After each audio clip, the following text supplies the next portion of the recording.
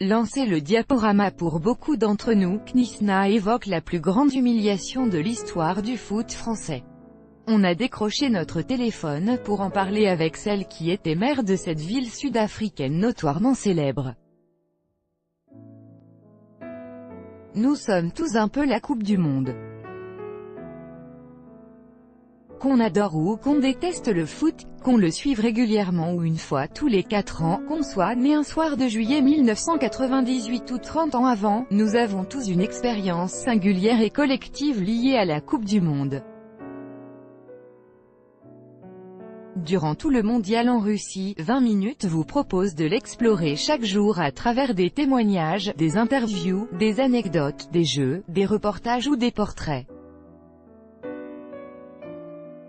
Parce que la Coupe du Monde, c'est bien plus que juste du foot. Plus grand que pour relire l'épisode d'hier, quand le foot pourrit mon mariage, plus grand que pour revoir toute la série, plus grand que aujourd'hui, l'épisode numéro 18, une interview de l'ex-maire de Knissna, la plus tristement célèbre des villes sud-africaines. Il y a des villes éternellement liées à de mauvais souvenirs pour les Français. Il en va ainsi de Waterloo, Bérésina, Dien Bien Phu accent circonflexe et Knissna. Pas besoin de vous refaire l'histoire, on sait tout qu'on parle de la base des Bleus durant le Mondial 2010 en Afrique du Sud, théâtre d'une fronde des joueurs restés comme une honte indélébile dans l'histoire du foot français. Devenu synonyme de fiasco, le nom de Knissna a de nouveau fleuri dans la presse ces derniers jours pour décrire les mésaventures des sélections espagnoles et argentines. On a vu mieux comme campagne de pub. Eleanor Bao Spies, maire de cette ville côtière de 45 000 âmes, n'est pas près d'oublier le séjour des Bleus dans sa ville natale, qu'elle a dirigé de 2007 à 2011 puis de 2014 à juin 2018. On l'a fait se replonger dans de bons et, vraiment, moins bons souvenirs de ce mondial 2010. 8 ans plus tard, quel souvenir avez-vous du séjour de l'équipe de France dans votre ville? Je me rappelle qu'avant son arrivée, il y avait beaucoup d'excitation chez nous. Nous étions très heureux que notre ville ait été choisie pour accueillir votre équipe, et nous avons accueilli les joueurs à bras ouverts. Des enfants près du terrain de foot du township de Damsebos, à Knissna en Afrique du Sud, en juin 2010. TSCHAENSIPA.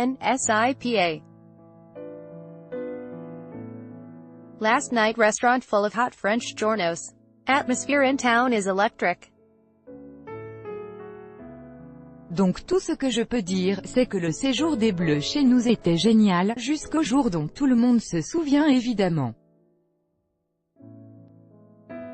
En tant que maire, je n'ai que des bons souvenirs, à l'exception de cet incident, je m'en souviens très bien, j'étais avec la foule dans le stade ce 20 juin 2010. Comment ont-ils vécu cet événement? Les gens ont attendu longtemps, dans l'espoir de voir les joueurs, de les prendre en photo, et puis finalement, ils sont arrivés, mais ils sont aussitôt remontés dans leur bus.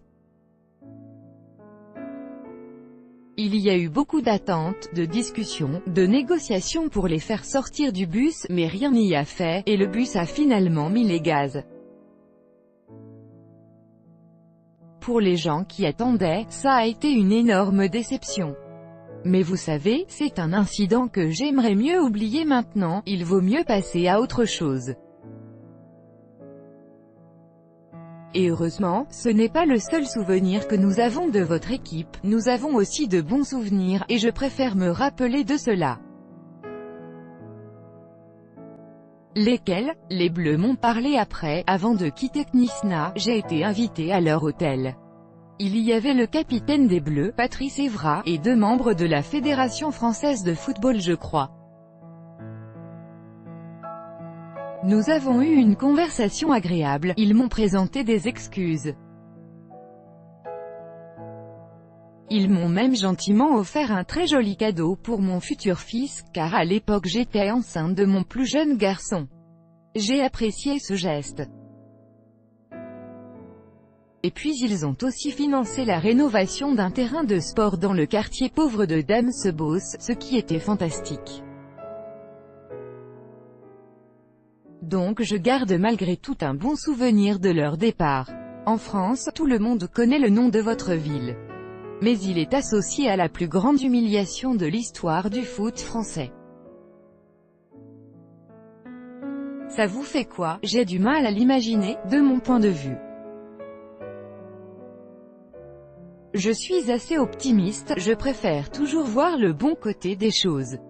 Il y a eu cet incident, certes, mais beaucoup de choses positives ont eu lieu pendant ce mondial à Knysna. Lorsque les joueurs sont venus dans un township, un quartier pauvre, où les populations noires étaient rassemblées pendant l'apartheid, les jeunes étaient émerveillés de les voir, de poser avec eux, de recevoir des maillots et des stylos en cadeau.